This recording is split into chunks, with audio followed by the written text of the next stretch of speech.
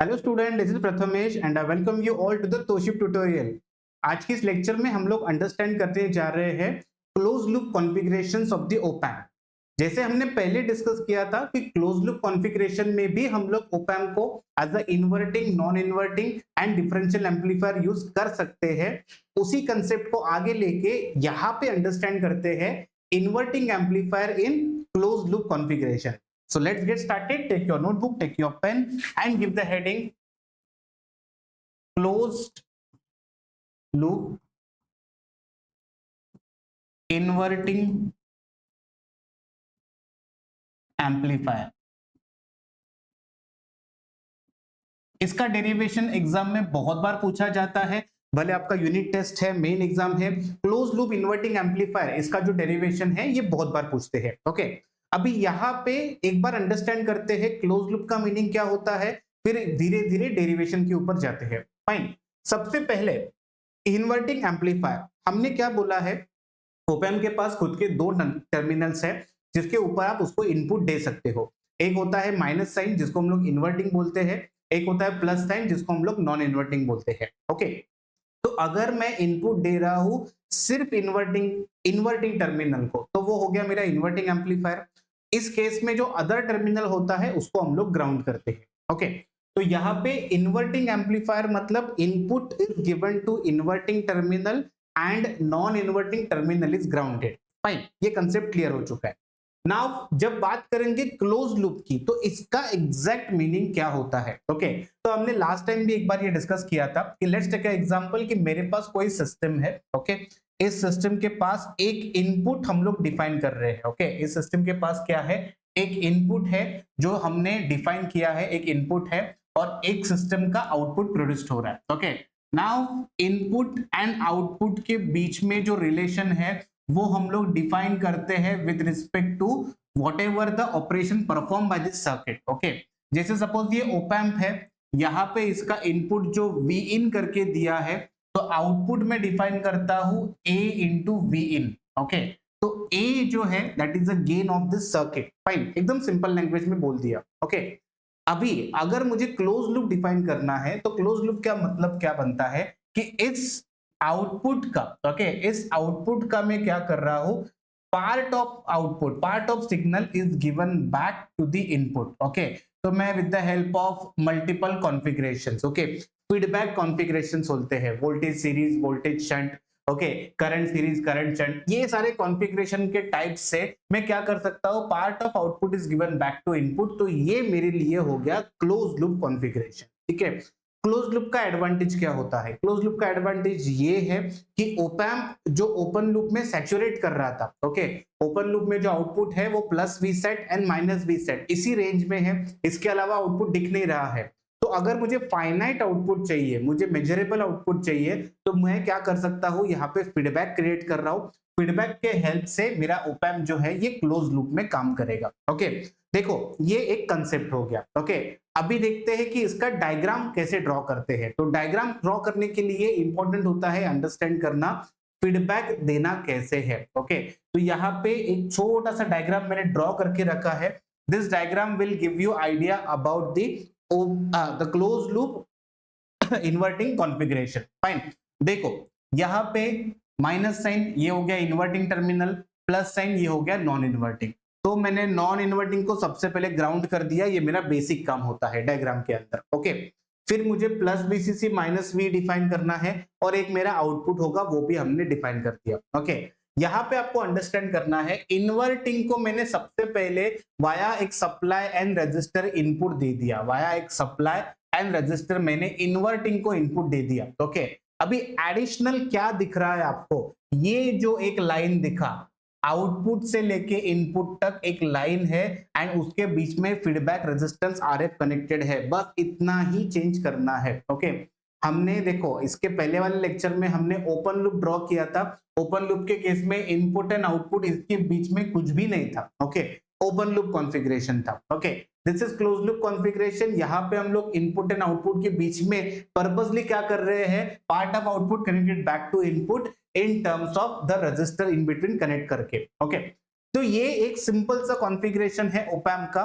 Configuration draw करने के बाद कुछ नोटिफिकेशंस हैं जो आपको डेरिवेशन के लिए हेल्प करेंगे, एज इट इज देने हैं। ओके, देखो यहाँ पे मैंने वी इन इनपुट दिया है, because of V in current भी जो जनरेट होगा वो आई इन ही होने वाला है। सिंपल सी बात है, आप यहाँ पे I1 लिखते हो तो यहाँ पे अगर आपने V1 लिखा है तो ये भी I1 लिखना। आप नोटिफिकेशन प्रॉपरली फॉलो करोगे तो ही ये डेरिवेशन करेक्ट जाने वाला है। ओके, अभी ये जो इनपुट करंट है, आई इन करके जो इनपुट करंट है, ये करंट यहाँ पे आने के बाद इसके पास दो रास्ते हैं। एक तो ये इन्वर्टिंग टर्मिनल के पास जा रहा है और एक ये जा रहा है अपना टुवर्ड्स द फीडबैक। तो दो करंट दिखा दिए, ये हो गया बायस करंट, ओके, जो टुवर्ड्स इन्वर्टिंग जा रहा है, और ये हो गया फीडबैक करंट। ठीक है, इधर तक आई होप आपको कोई डाउट नहीं है।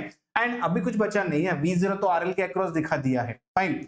Now if I wanted to derive कि V0 फॉर दिस सर्किट क्या होगा, आउटपुट वोल्टेज का इक्वेशन क्या आने वाला है, तो हम सबसे पहले क्या करेंगे, अंडरस्टैंड करेंगे कि हम क्या क्या सॉल्व कर सकते हैं। ओके, देखो यहाँ पे ये जो एक पॉइंट है, जिस पॉइंट को आपने V2 वोल्टेज बोला है, इस पॉइंट के अक्रॉस हम लोग किरचॉफ करंट लॉ KCL लगा सकते हैं। ओके, यहाँ पे मैं स्टेप नंबर 1 डिफाइन कर रहा हूं। स्टेप नंबर 1, अप्लाइंग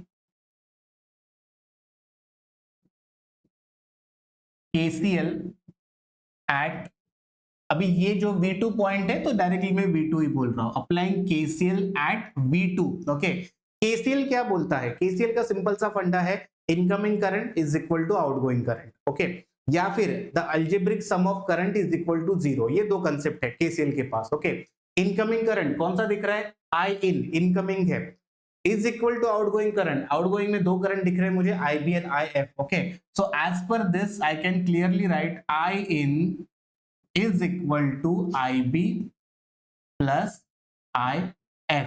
ओके, ये हो गया आपका इक्वेशन नंबर 1। कभी भी डेरिवेशन करने के लिए इक्वेशंस की रिक्वायरमेंट होती है, एज पर दिस मैंने एक इक्वेशन लिख दिया। ओके, इस इक्वेशन को लिखने के बाद क्लोज लूप के अंदर कुछ ऐसे एजम्पशंस या कुछ इंपॉर्टेंट कंसेप्ट है जो आप हमेशा किसी भी डेरिवेशन के लिए अप्लाई करोगे। ठीक है, इफ यू रिमेंबर हमने ऐसा बोला है, the op-amp input resistance, input impedance of the op-amp is too high, बहुत हाई होता है इनपुट इंपिडेंस। ओके, तो इनपुट इंपिडेंस अगर op-amp का हाई है, इनपुट इंपिडेंस अगर op-amp का हाई है, तो ये जो बेस मतलब IB, नॉट बेस एग्जैक्टली, ये जो बायस करंट हम लोग डिफाइन कर रहे हैं, ये बायस करंट जो होने वाला है ये एकदम मिनिमम होने वाला है। ओके, इस कंसेप्ट को समझो क्योंकि ये assumptions के लिए हम लोग यूज करने वाले हैं। ओके, हम लोग बोलेंगे कि since input impedance of op-amp is too high, very negligible current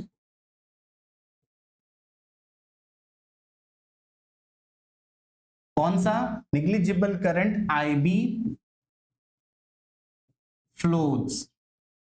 अभी अगर कोई करंट निग्लिजिबल है, जनरली कैसा होता है, which is negligible equal to 0 है, तो उसको कंसीडर करने की जरूरत नहीं है। ओके, तो अगर इसको कंसीडर नहीं कर रहे हैं तो मेरे पास क्या बचा, I in is equal to IF। Okay, I am considering this as a equation number 2। अभी मेरे पास बस एक इनपुट इनकमिंग करंट है, एक आउटगोइंग करंट है, क्योंकि आपने बोल दिया इसका इनपुट इंपीडेंस हाई होता है। कितना होता है, हमने प्रैक्टिकली बोला था input impedance of op-amp is 2 mega ohms, 2 mega ohms है, इसीलिए इस करंट को हमने निग्लिजिबल बोल दिया। ठीक है, ये हो गया एक कंसेप्ट। ओके, आगे बढ़ते हैं। आगे बढ़ने के लिए हम कर क्या रहे हैं, हमको इक्वेशन फाइंड आउट करना है V0 का, बट मेरे पास करंट का इक्वेशन है। ओके, इक्वेशन चाहिए V0 का, बट मेरे सामने जो दिख रहा है वो क्या है, करंट का इक्वेशन है। ओके, स्टेप नंबर 2 में मैं एक सिंपल सा ओम्स लॉ यूज कर रहा हूं, सिंपल सा ohms law. Okay, Ohm's law क्या बोलता है, ओके, ओम्स लॉ क्या बोलता है, यहाँ पे लिखता हूं, V is equal to I into R। Okay, और अगर मेरे पास I का वैल्यू है तो I is equal to V upon R। Simple, अगर मेरे पास कोई भी एक करंट है, उस करंट को बाय यूजिंग ओम्स लॉ मैं V अपॉन R के फॉर्म में लिख सकता हूं। ओके, अभी ध्यान देना, I इन करंट किसकी वजह से आया, V इन की वजह से आया। V इन की वजह से आके कहां तक था, V2 तक था। V2 0 नहीं है, V2 का वैल्यू प्रेजेंट है, तो मेरे पास दो वोल्टेज है, क्योंकि मुझे V बाय आर चाहिए, मेरे पास दो वोल्टेज है, V इन भी है V2 भी है। अभी आया V इन की वजह से है, इसीलिए V in minus V2 upon as पर ओम्स लॉ R आना चाहिए, दैट इज योर R1, तो as per that R1।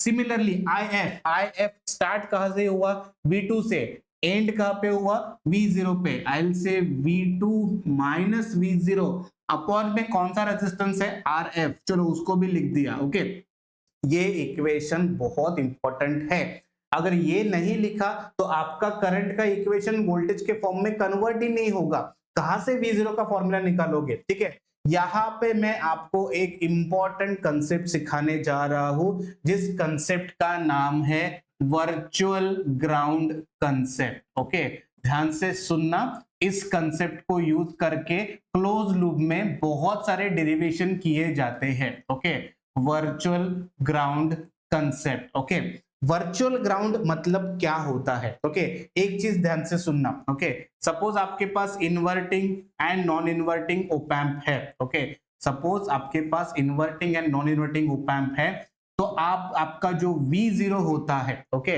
Let's say ये आपका एक V1 है, ये आपका V2 है, ये निगेटिव ये पॉजिटिव। ओके, आप V0 जो डिफाइन करते हो वो आपका होता है A into VID। Okay, VID is a difference between V1 minus V2। Okay, या फिर V2 माइनस V1, जैसे हम लोग जनरली लिख रहे हैं, नॉन इन्वर्टिंग को माइनस करते हैं, तो यहाँ पे मैंने लिख दिया V2 माइनस V1। ध्यान से सुनना, इस कंसेप्ट को ध्यान से सुनना, वर्चुअल ग्राउंड। ओके, आपने बोल दिया V0 is equal to A into VID। Okay, now if you remember, op amp का जो गेन होता है ये भी बहुत ज्यादा होता है, वेरी हाई। ओप एम्प का जो गेन है ये बहुत ज्यादा होता है। ओके, तो मेरे पास ये जो V0 is equal to A into VID, ये एक्सप्रेशन जो है उसमें से मैं VID को एज्यूम कर रहा हूं V0 अपॉन A। ओके, कुछ नहीं किया मैंने, बस अभी तक simplification. VID is nothing but what, V0 upon A।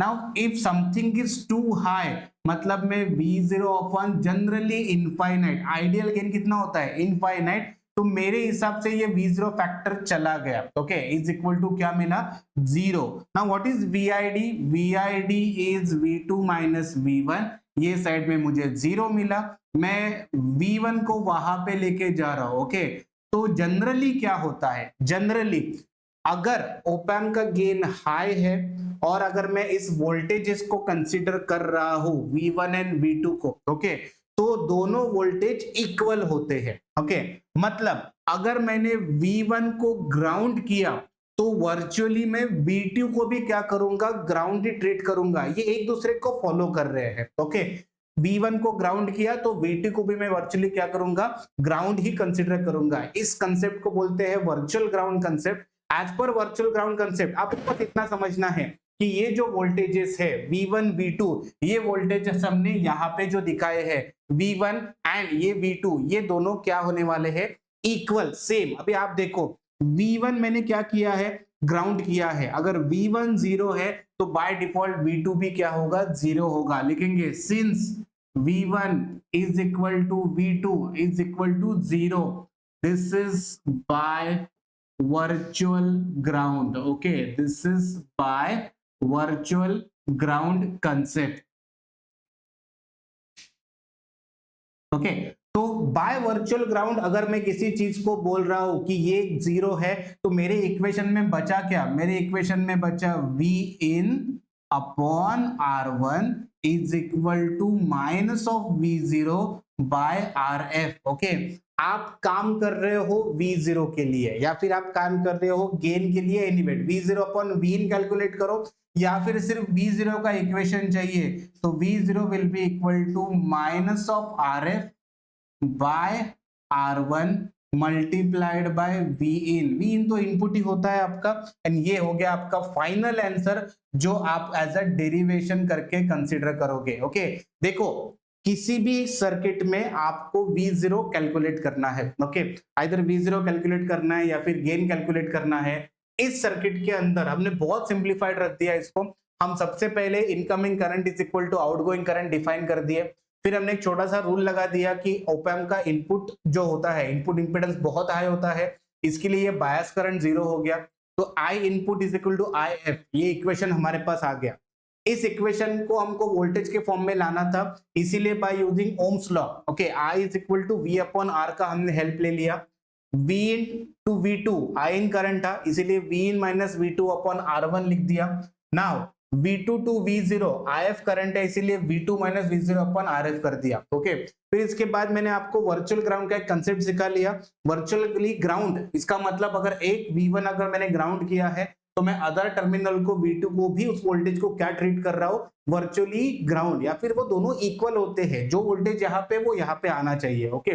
So by virtual ground concept V1 V2 0 हो गए। अगर ये 0 हो गए तो इस इक्वेशन में क्या बचा, V in by R1 and minus V0 upon RF, और मुझे सिर्फ V0 का इक्वेशन चाहिए था, इसके लिए RF उधर चला गया, RF by R1 multiplied bye V in, and ये निगेटिव साइन क्या इंडिकेट कर रहा है, 180 डिग्री फेज शिफ्ट। ये तो हम लोग पहले भी पढ़ चुके थे। अगर इन्वर्टिंग एम्पलीफायर है 180 डिग्री का फेज शिफ्ट आना ही चाहिए between input and output. So in case of your inverting amplifier, close loop inverting amplifier, V0 is minus of RF by R1 into Vin. Minus RF by R1 is a gain factor, मतलब जिस factor से multiplication होगा वो होगा RF by R1। तो कोई आपको बोलता है कितना फैक्टर से मल्टीप्लीकेशन होगा, वैल्यू बताओ, you take the value of RF, you take the value of R1, solve करने के बाद उनको बोलो इतने फैक्टर से मल्टीप्लीकेशन होगा और उतना अपने को क्या मिलेगा, वहां पे गेन मिलेगा, okay. So this is how you can solve the derivation for the close loop inverting amplifier. आगे हम लोग और क्या करने वाले हैं, close loop non inverting and differential amplifier solve करेंगे, ओके। तो आई होप आपको ये समझ में आ चुका है। वापस मिलेंगे किसी नए लेक्चर में नए कंसेप्ट के साथ। Till then keep learning, keep practicing. Thank you.